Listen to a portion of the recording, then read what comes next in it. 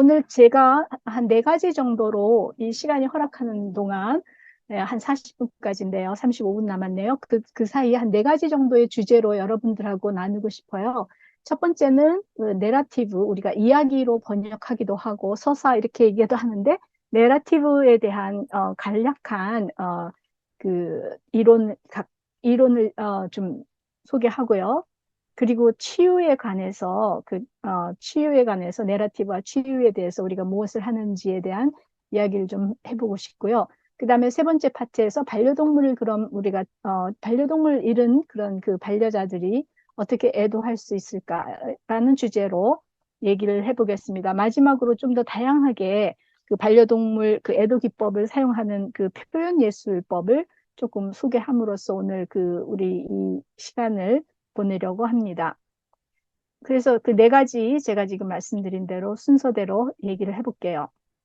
그 내러티브에 대한 이야기입니다. 우리는 보통 이야기라고 이렇게 얘기하기도 하고요. 근데 내러티브로 그냥 얘기를 하겠습니다.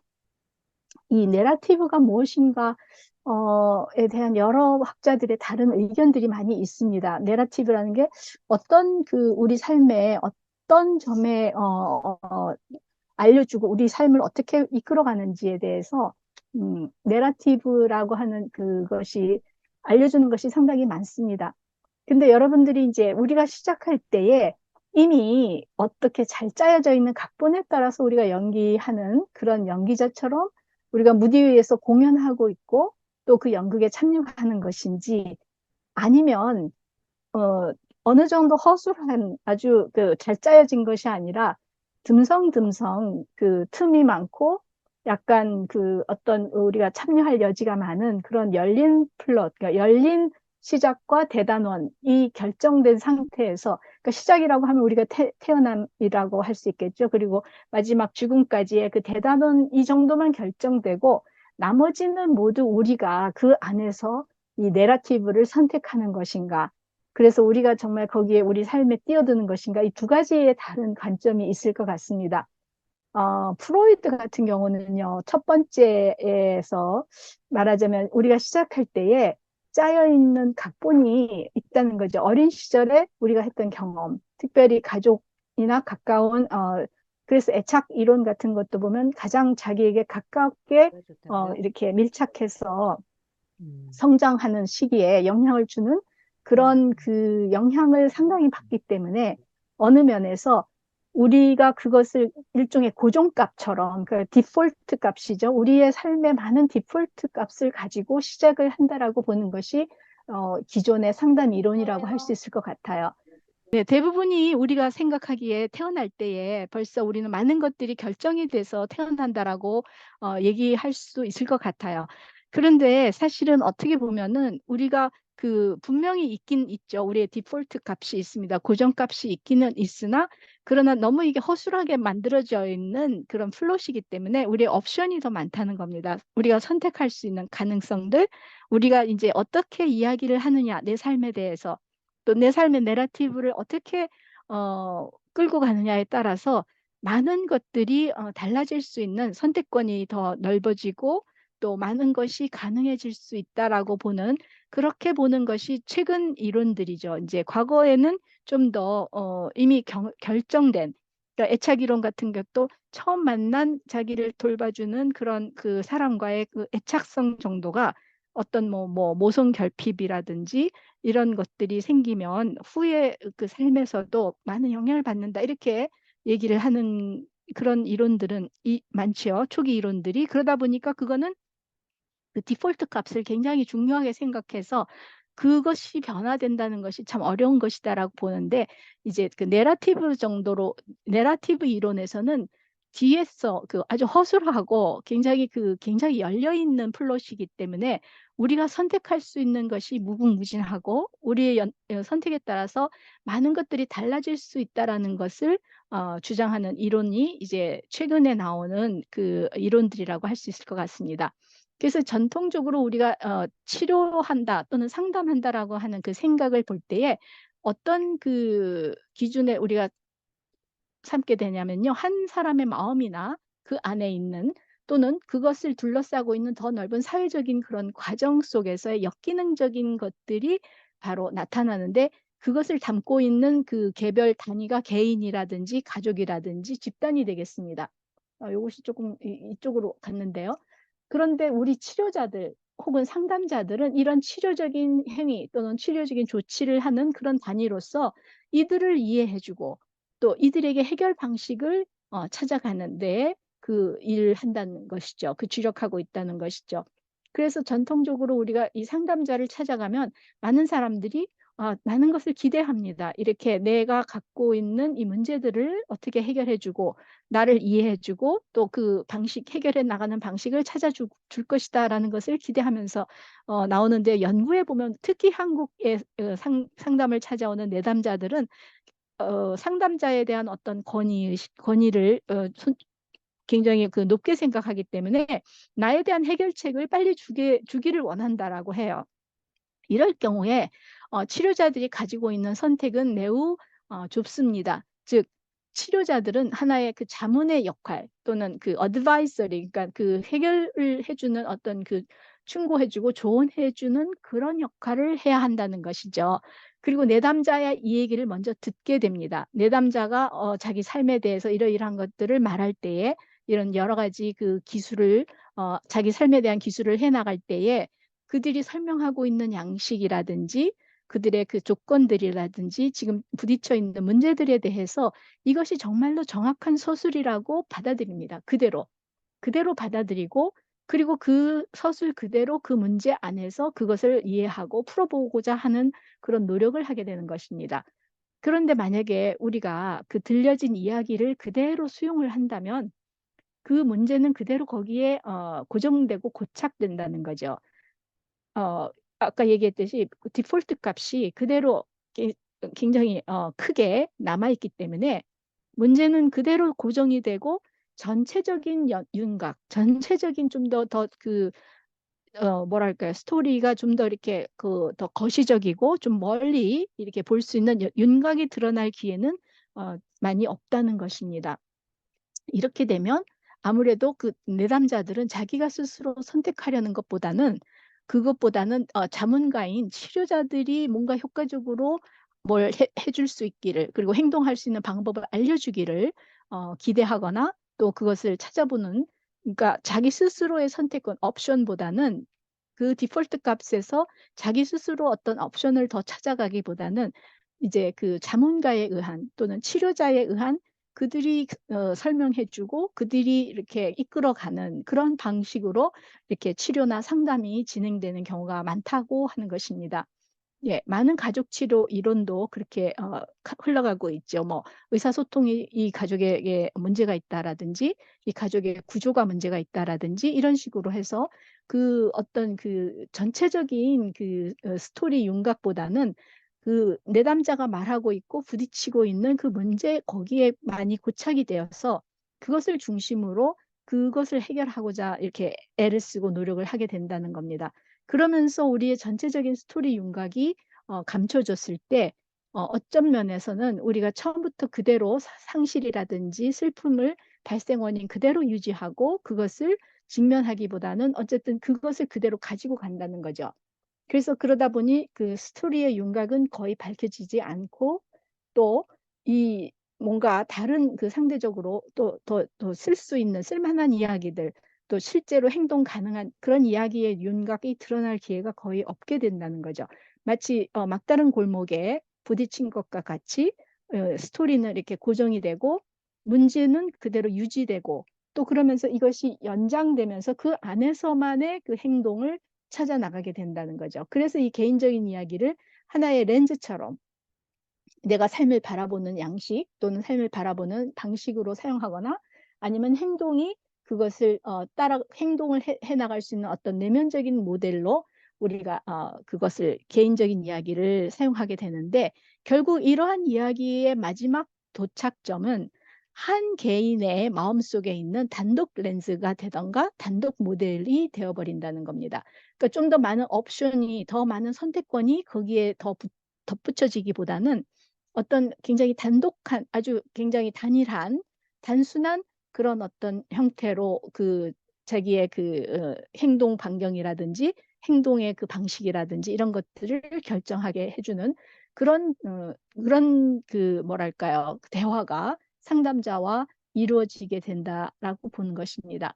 그래서 이제 여기서 이제 우리가 좀 더 나아가서 구성주의적으로 이 내러티브 이야기를 사용할 때에는 이 한 개인을 넘어서서 상담자라고 하는 다른 그 어떤 독립된 그 개체죠. 내담자와 상담자가 함께 이 협상하는 현실을 만들어낸다는 것이 구성주의 이야기의 이 어떤 그 차이점입니다. 아까 개인주의적인 우리가 아까 말했던 개인적인 모델이라든지 개인적인 이야기는 그 개인의 혼자가 가지고 있는 고착된 현실이라고 하면 상담자가 이렇게 같이 거기에 조인하게 되면서 같이 이렇게 둘이 함께 공조한다고 하죠. 함께 협력해서 이제 협상하는 새로운 현실을 만들어낼 수 있다라는 것이 구성주의에서 말하는 내러티브의 힘입니다.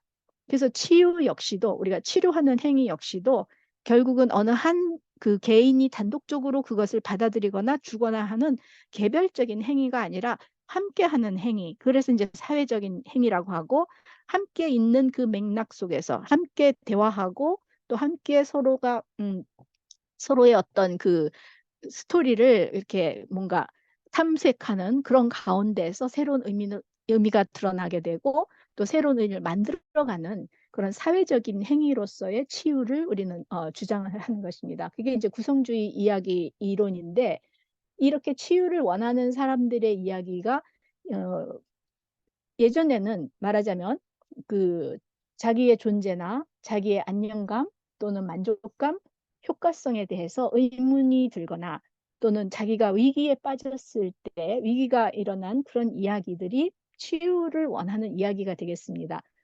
또는 사람들의 그 삶 속에서 너무 어려운 일들이 일어날 때는 보이지 않는 어떤 신비한 힘, 예를 들면 하나님이라든지 어떤 신비한 힘이 자기의 삶을 현재 방해하거나 파괴하거나 단절됐다라고 느끼는 그런 이야기 역시 치유가 필요한 이야기라고 할 수 있죠.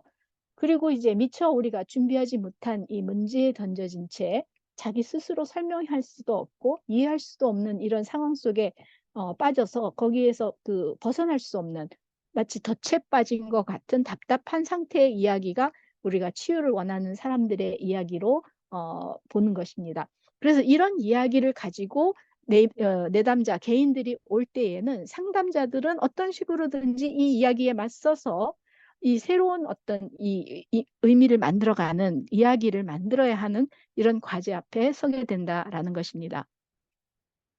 그래서 구성주의 상담자들이 얘기하는 거는 이야기라고 하는 것은 매번 다른 여기서 텔링이라고 제가 그대로 영어 번역을 했는데요. 그 말하는 행위 자체가 이제 텔링이라고 할 수 있는데 이야기는 매번 다르게 말하는 행위입니다. 그래서 이 행위에서 필요한 거는 이제 말하는 사람과 듣는 사람이 서로의 관계를 맺는 것이죠. 신뢰하는 관계 또는 어떤 믿을 수 있는 안전한 공간 또는 그 사람에게 털어놔도 내가 비난받거나 또는 잘못 비판받거나 하지 않을 것이라고 하는 그런 어떤 안심할 수 있는 마음 이런 것들 관계적인 그 성격이 어, 충분히 이루어진 다음에 그 말하는 사람이라든지 듣는 사람이라든지 시간이라든지 장소 이런 것들이 우리의 그 말하는 배경을 만들어 주는데 그렇게 만들어지는 그 배경 안에서 그 이제 말하는 사람의 의미는 이미 고정된 것이 아니라 새롭게 만들어질 수 있다. 그래서 매번 말할 때마다 의미가 달라질 수 있다. 그래서 화자의 의미를 알아가는 관계이기도 하고 우리가 의미를 만들어가는 관계인 이 상담자와 내담자의 관계 속에서 이런 많은 그 새로운 텔링들이 일어난다는 거죠.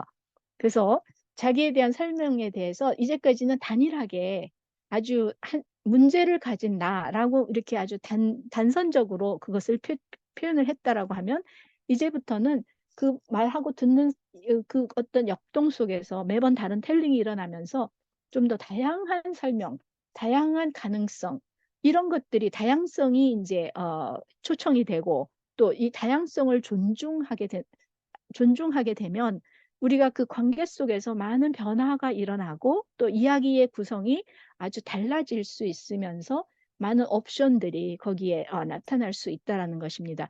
그래서 구성주의 상담자가 추구하는 거는 그 사람과의 그 만남을 통해서 어떤 새로운 이야기가 이렇게 풍부하게 나올 수 있게 되고 또 이제까지 해보지 못했던 이야기들이 드러나게 되거나 그런 그 어떤 관계가 만들어지고 그런 맥락이 그런 배경이 만들어지면 처음에 의도했던 것과 달리 또 새로운 길을 이야기가 찾아갈 수 있는 그런 길을 발견하는 것이 구성주의 상담자들이 원하는 것이라고 할 수 있습니다.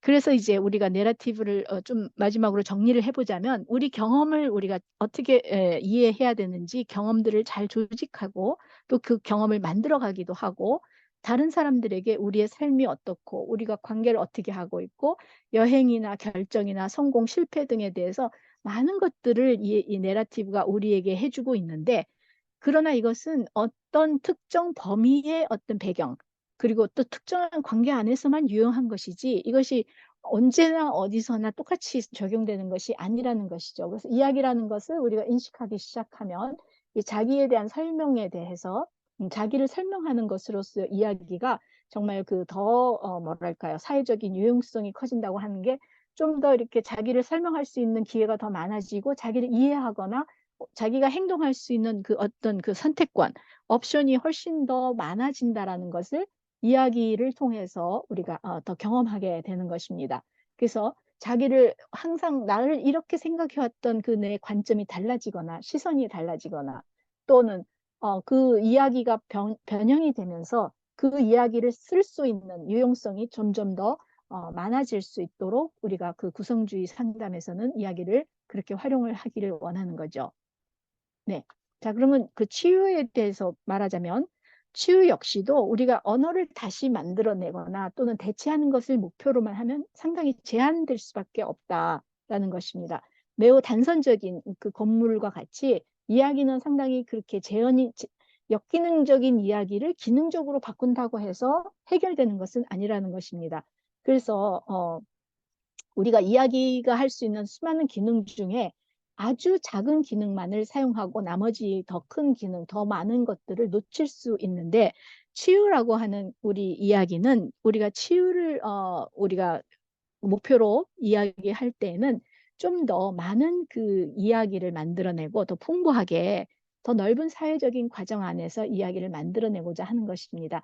특별히 그 맥락의 상대성, 그러니까 누구와 말하고 있는가, 내가 현재 그러면서 의미가 자꾸 바뀌는 거죠. 누구와 말하는가에 따라서 이야기의 의미가 바뀔 수 있고 또 미리 의미가 결정되는 것이 아니라 이야기를 하다 보면은 어느새 자기도 모르게 그 이야기가 자기의 다른 길로 갈 수도 있고 예측하지 못했던 새로운 길을 발견하게 되면서 어떤 새로운 가능성을 열어갈 수 있게 되는 그래서 미리 확정할 수 없는 성질을 가지고 있다는 것을 우리가 인정하는 것입니다.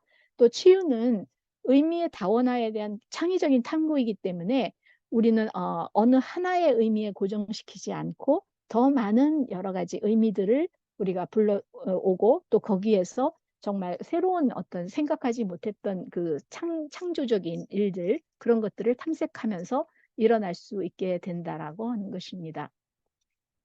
네, 지금까지 이제 이야기한 것이 하나의 이야기에 붙들려 있으면 특별히 문제 이야기에 붙들려 있으면 우리의 삶이 상당히 제한이 된다고 했죠. 제한되고 또는 우리 행동 역시도 관습에 덫에 걸린 것처럼 대안을 찾을 수가 없는데 다른 사람들과의 그 또 그 가족 안에서 보면 상호 맞물리는 어떤 벗어나기 어려운 그런 패턴 속에 붙들려서 거기에서 벗어나기가 어렵고 대안을 찾기가 어려운데 우리가 치유라고 하는 것을 우리가 의미를 찾아볼 때는 새로운 의미를 만들어가는 이 문제에 대한 대화로서 치유를 바라볼 수 있게 된다는 거죠.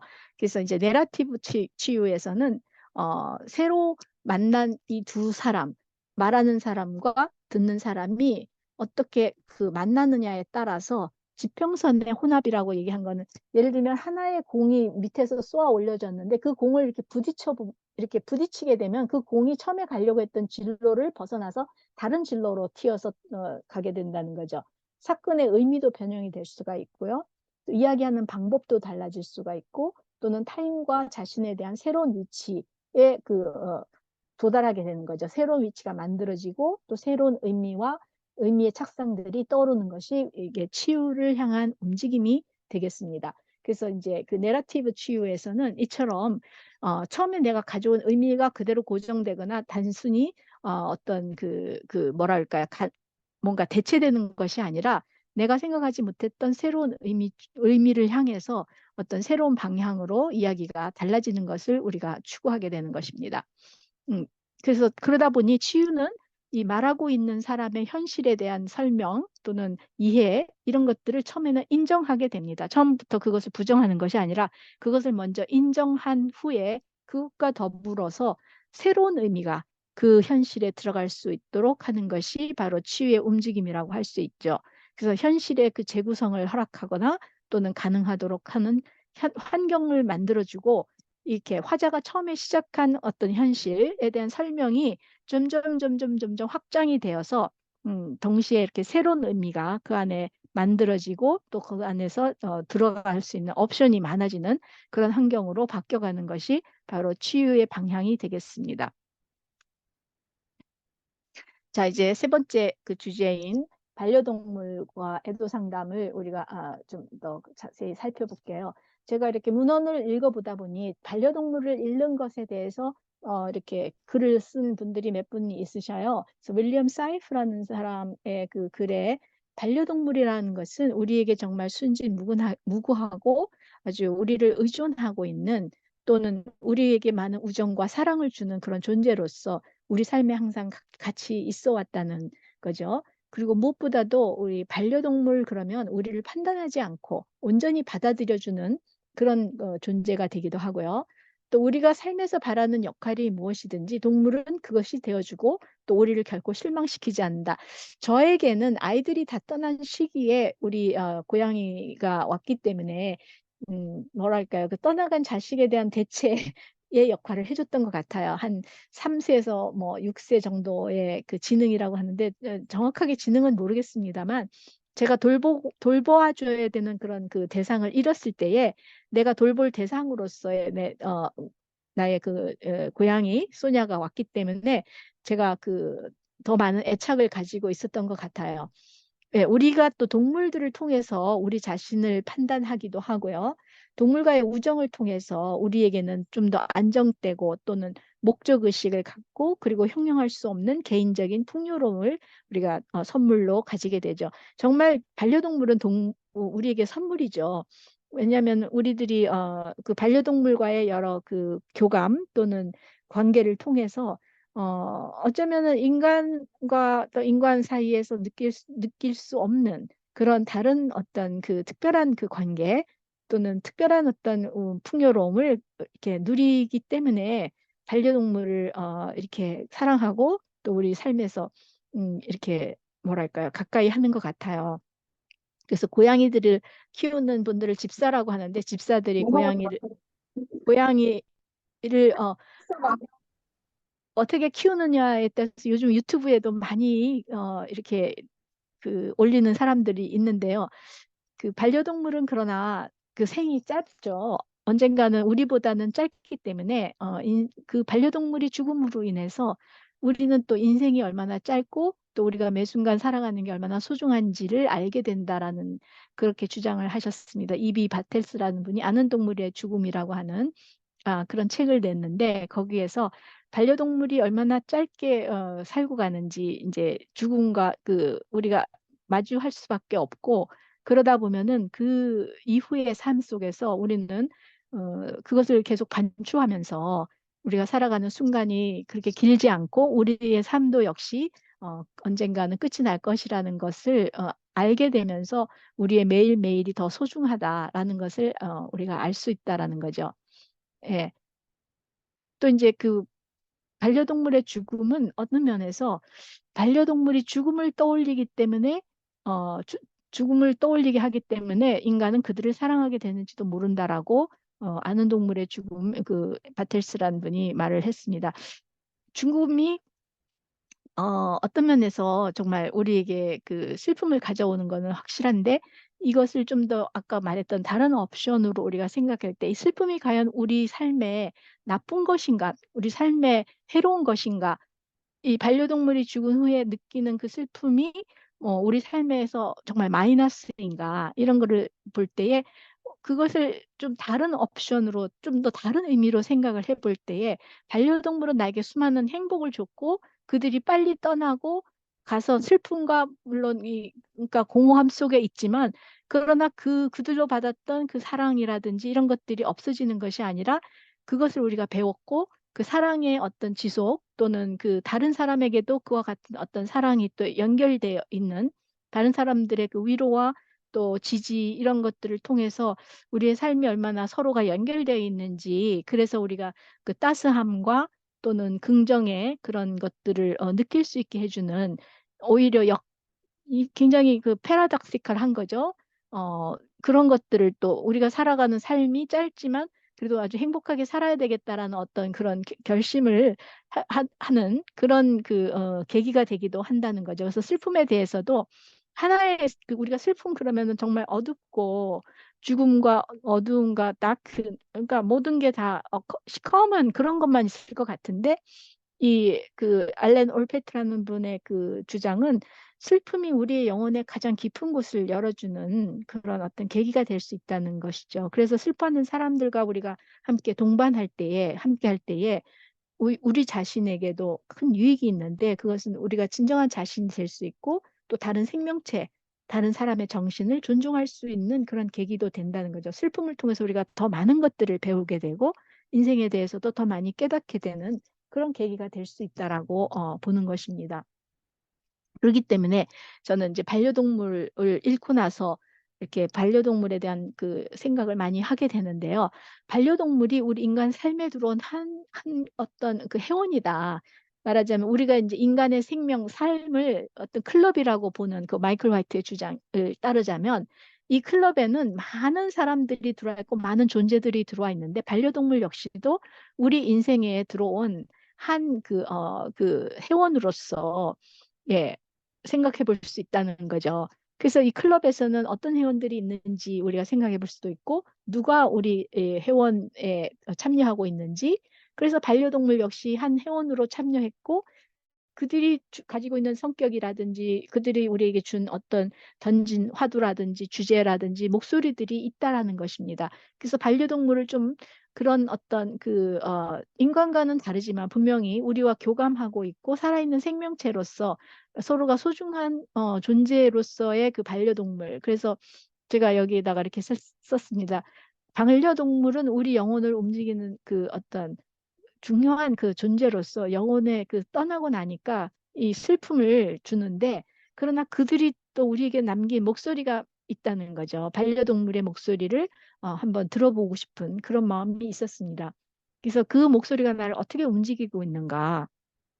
거기에는 굉장히 다양한 목소리. 그러니까 어떤 분이 그때 우리 반려동물 이야기 상담을 할 때 그랬습니다. 반려동물은 애증의 관계 중에 애는 있는데 증은 없다는 거예요. 인간의 그 자식 또는 자녀와의 관계 속에서도 애증의 관계가 있는데 여기에는 우리 반려동물은 전혀 그러니까 미워하는 미움이 없다는 거. 그게 너무 어, 충격이 됐어요, 저한테도. 왜냐하면 정말 사랑만 있지 거기에 어떤 미움이 있을 수가 없고 반려동물이 뭘 잘못했다 뭐 예를 들면 소파를 긁어서 뭐 망가뜨려 놨다 이래도 이것은 어떤 의도된 그 행위가 아니라 그리고 그걸 야단친다고 해서 뭐 고치고자 하는 어떤 그런 미움이 생기는 것이 아니라 오히려 미소 짓게 하고 오히려 얘네들의 그 어떤 순진무구함 이런 것 때문에 반려동물의 목소리는 약간 인간의 그 아기들의 목소리하고 또 좀 다른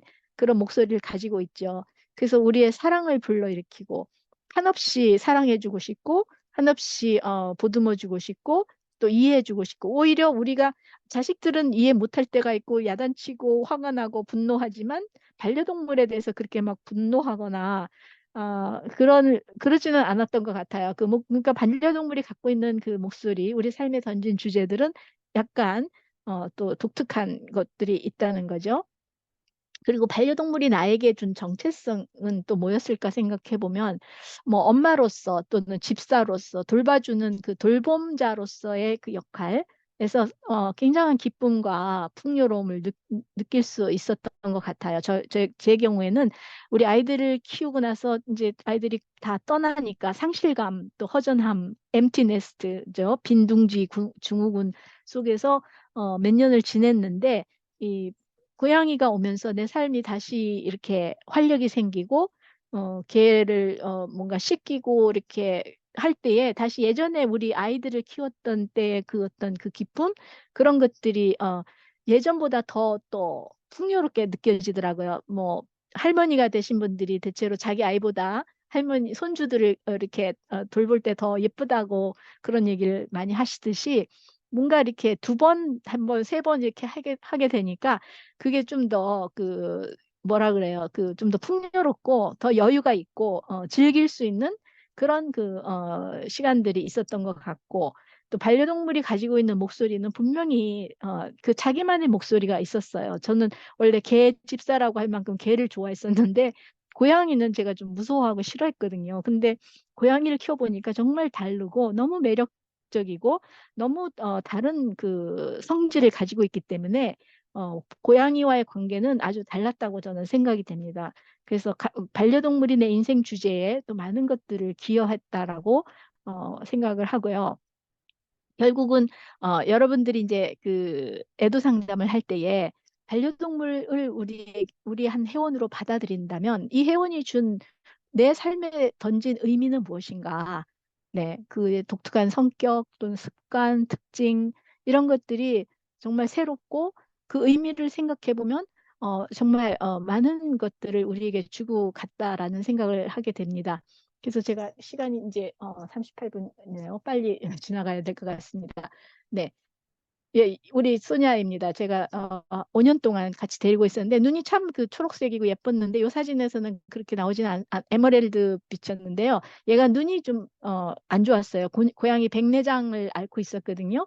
그래서 자주 부딪히고 그러기 때문에 항상 동공을 이렇게 크게 이렇게 키고 이렇게 뭔가 이렇게 넓히고 있어서 항상 이렇게 사람들이 지나가면서 다 어머 쟤는 눈이 너무 예쁘다 이렇게 얘기한 우리 소냐입니다. 근데 하여튼 그 반려동물은 나에게 많은 걸 줬고 또 나는 반려동물에게 뭔가를 줬을 거라고 생각을 하면서 우리가 서로 이렇게 가졌던 좋은 시간들이 지금 예, 생각이 나네요.